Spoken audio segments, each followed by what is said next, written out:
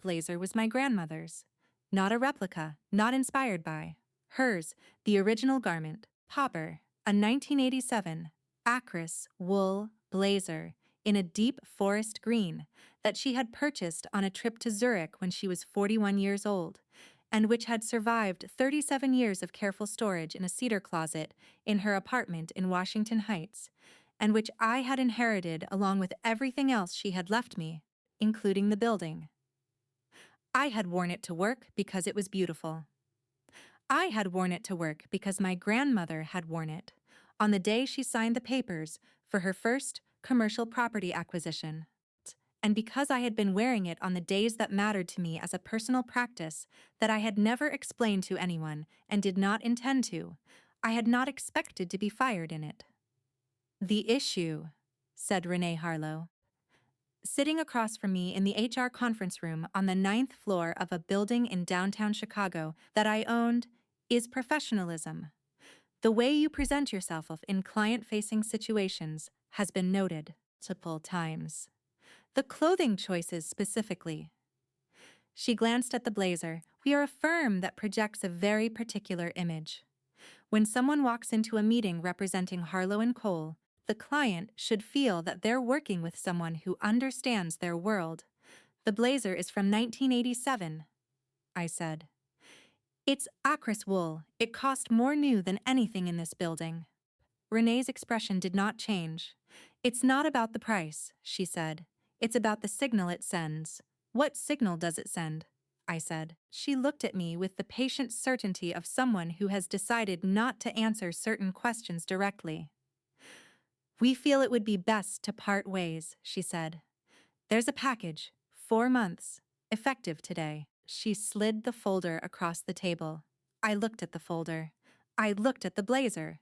I thought about my grandmother, Adaeze Okafor, emigrated from Lagos at 26 with a nursing degree and $40, and who had spent the next 40 years building the specific focused patience of someone who understood that the shortest distance between 2 points was not always the most direct one. I picked up the folder, I read it, I put it down. "Renee," I said. "Yes?" she said. "How long have you been with the firm?" I said. 11 years, she said. "Why? And in this building specifically?" I said.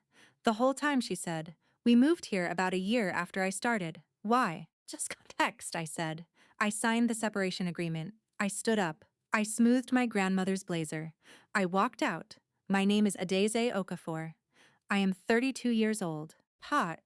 And what I am about to tell you begins with a blazer and ends with an eviction notice. And everything in the middle is about what one woman built so quietly that the people inside her building never thought to look up at who owned the ceiling above their heads. My grandmother Vivian died when I was 28. She left me 3 things. She left me the blazer, specifically his, because she had seen me admire it once, when I was 22, and had said nothing at the time, but had, in the way of grandmothers who pay attention, remembered. She left me the contents of her safety deposit box, documents, records, the specific paper architecture of a life that had been built with precision across 40 years, and that required, to be understood correctly, patience to read everything before drawing conclusions. And she left me the building. Not all of it, Pat. A 62% controlling stake in the entity that owned a 9-story commercial building in downtown Chicago that she had acquired, Petter, through a partnership that had reduced over the years as partners exited, and she bought them out as her 5th and final real estate investment. I had known the building existed. I had not known its address until I read the documents in the safety deposit box. The address was familiar. It was the building where I worked. Had been employed at Harlow Cole Communications for 2 years at the time of my grandmother's death. I had taken the position because it was a good position.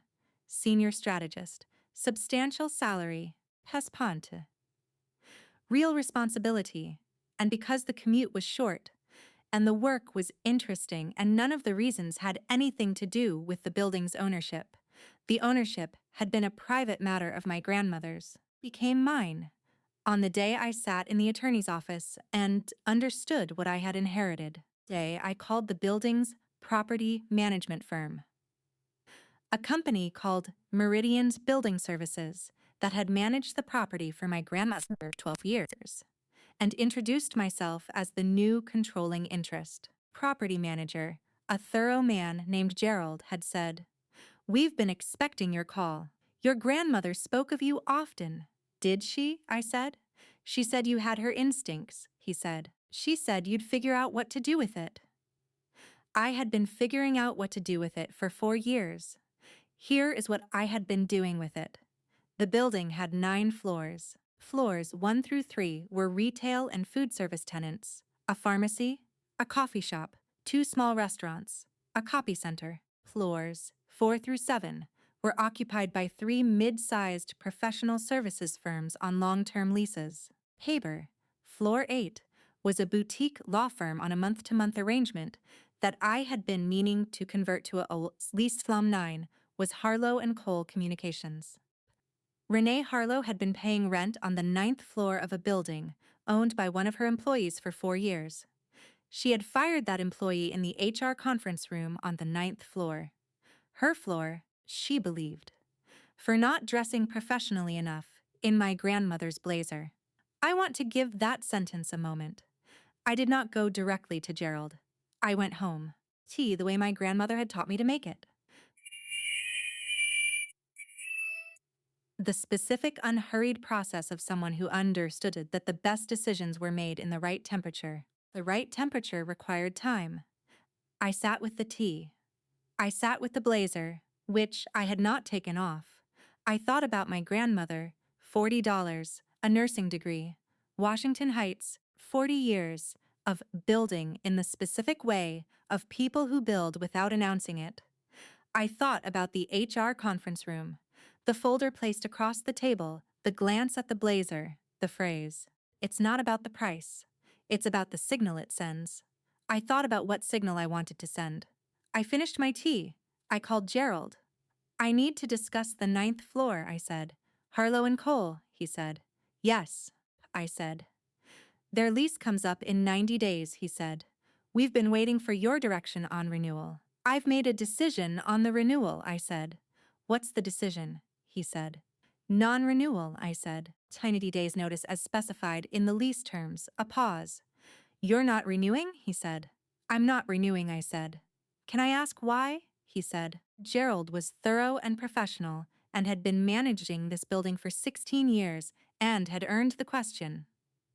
"The tenant fired me today," I said, a silence. "You were employed there," he said. "Senior strategist," I said.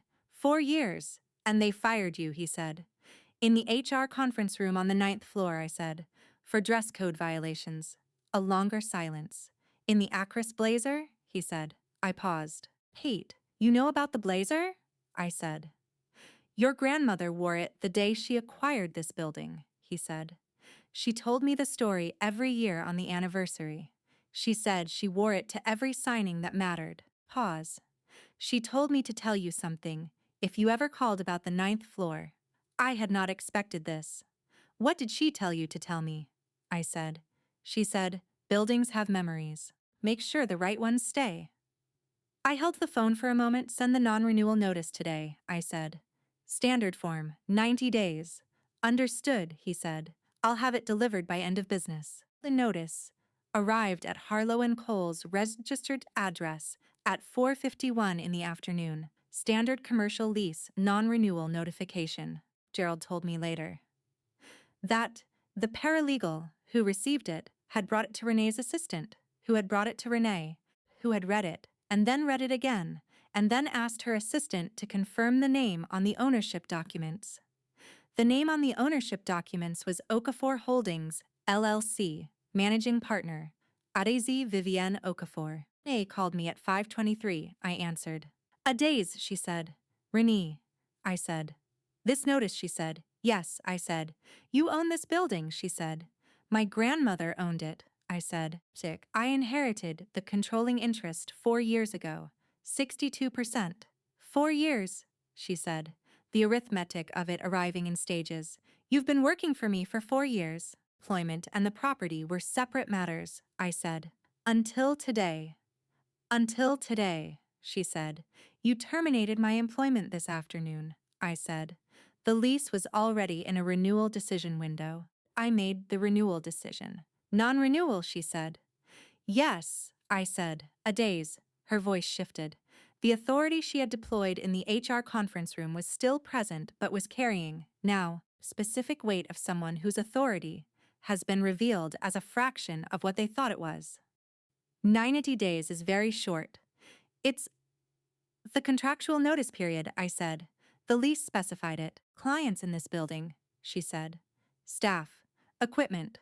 A whole operation, which has 90 days to relocate, I said. That's the standard term. I'm honoring the contract, exactly as written. A silence. Is this about the blazer? She said. I thought about how to answer this. It's about the building, I said, which needed a decision about the 9th floor. I made one. If we offered market rate, she said. If we offered above market, the floor has already been spoken for, I said. I've been in conversation with a new tenant for 6 weeks. The timing works. This was true. I had been in conversation with a nonprofit legal aid organization that needed exactly the square footage the 9th floor offered, and that was, by my estimation and Gerald's, kind of tenant that made a building better rather than simply occupied. 6 weeks, she said. Yes, I said. Before you were fired, she said. I make property decisions on property timelines, I said. Employment timelines. The two were separate until today. Today they aligned. A silence. What would it take? She said. I thought about this. It's not about what it would take, I said. Floor has a better tenant. That's a building decision, not a negotiation, Adaeze, she said. Her voice had changed completely. The performance was gone. What remained was the voice of a woman sitting inside a situation she had not foreseen and who was trying to locate the lever that would let her move it. I've been building this firm for 15 years. The 9th floor is our home, our identity. Our clients know this address. I understand, I said, and the firm's work is real. I don't dispute that. Then why? Because the building has a memory, I said. I'm making sure the right ones stay. She was quiet. What does that mean? She said. I thought about my grandmother, $40, a nursing degree, 40 years of quiet building. A blazer worn on the days that mattered. It means the 9th floor of this building is going to be occupied by people who do work that my grandmother would have valued, I said. That's the decision. It's mine to make, and I've made it. The silence that followed was the longest of the call. I see, she said finally. Gerald will be your point of contact for the transition, I said. He'll make the process as smooth as possible. He's very good. Thank you, she said, the words arriving with the specific flatness of a woman for whom gratitude in this moment costs something significant. Welcome, I said. I ended the call. Harlow and Cole vacated the 9th floor on the 89th day, not the 90th, the 89th. 1 day early, whether from pride or efficiency or the specific desire of a woman like Renee Harlow to demonstrate that she had not needed the full 90 days. I cannot say. Harmon. I noted it and filed it under the category of things that tell you something accurate about a person. The legal aid organization moved in 11 days later. Keep it. Their name was Chicago Access Justice, a nonprofit that provided free legal services to low-income residents facing housing, immigration, and employment disputes. Pattern. I had found them through a referral from my grandmother's estate attorney, who had known their founder for 20 years and who had mentioned them, in passing, during one of our early conversations about the building. I had spent 4 months in conversation with their executive director before deciding they were the right tenant. I had offered them below market rent. Gerald had supported the decision, without hesitation. Pids. Your grandmother did the same thing with the 3rd floor 30 years ago, he told me. She always said a building was only as good as who it held. I kept working. For Harlow and Cole. That chapter had closed on the 9th floor with the blazer and the folder. I spent the 3 months of the notice period building the next thing, which was a strategic communications practice of my own. Small, precise, focused on clients whose work I found meaningful rather than clients whose address I found impressive. I named it Vivian Strategies. Not after myself. My first client came through a referral from Chicago Access Justice, whose executive director had mentioned to a contact that the woman who owned their building also did communications work and was very good. The referral became a retainer. The retainer became 3 more. At the end of the first year, I had 7 clients and 1 employee. A young woman named Chiamaka, who had reached out after seeing Vivian Strategies mentioned in a small industry newsletter, and who had in her interview, Peita, mentioned that her grandmother had also been a builder. I had hired her on the spot. I wear the blazer on the days that matter. Every day. It is 37 years old, and I am careful with it in the way that you are careful with things that are irreplaceable. On the days when something is being signed, or something is being decided, or something is beginning, that I understand will matter later, I put it on. I wore it the day Chicago Access Justice signed their lease. I wore it. Day I signed my first retainer agreement at Vivian Strategies. I wear it when I walk through the building on my quarterly visits with Gerald. When we go floor by floor, checking in with tenants, assessing what needs attention, making the decisions that keep a building functioning correctly. I wore it the last time I walked the 9th floor before the new tenant moved in. The floor was empty. Pate, HR conference room, where Renee Harlow had placed a folder across the table and glanced at my blazer, was empty. I stood in the middle of it. I thought about my grandmother, standing in this same building. Whether she had stood in this room, whether she had walked these floors, whether she had made any of her decisions in this specific space, decided it didn't matter.